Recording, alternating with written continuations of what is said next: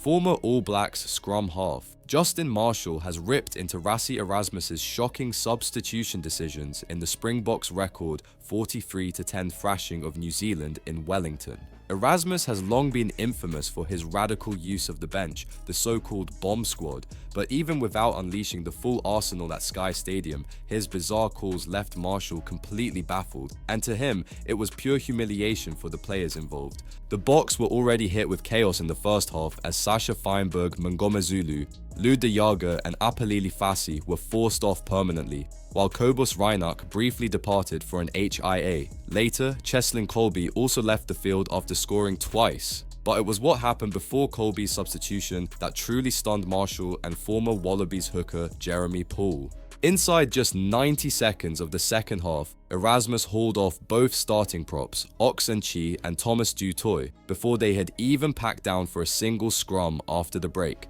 He did a Rassie, Marshall fumed on the Good, Bad and Rugby AUNZ podcast. I think it was 1 minute and 30 seconds into the second half and he changed the two props. Everyone was thinking, why didn't you just do that at half time? They didn't even get a chance to scrum. They came back out, trotted around for a bit and then it's like, off you come.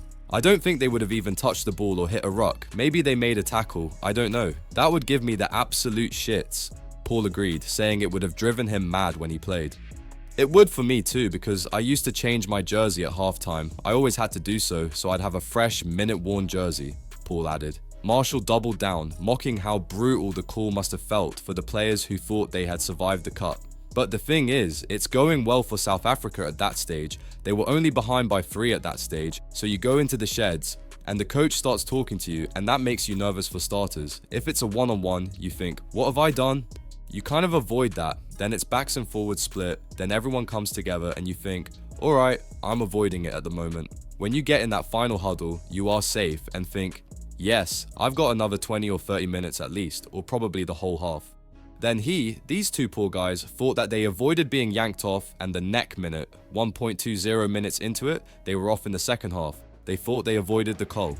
Paul, however, gave Erasmus credit for his wider strategy. I thought his selections and when he put his reserves on, look, he didn't bomb squad it and throw them all in at once, he said. He brought them on at strategic times when he knew that the player could change the momentum of the game that I thought was a real masterstroke from him. Marshall called it disrespect. Paul called it genius. Erasmus? He walked away with the biggest win any team has ever inflicted on the All Blacks. But here's the question. Is Rassie Erasmus a tactical genius who knows no fear, or did he just humiliate his own players in front of the rugby world? Drop your thoughts in the comments and don't forget to subscribe for more explosive rugby debates.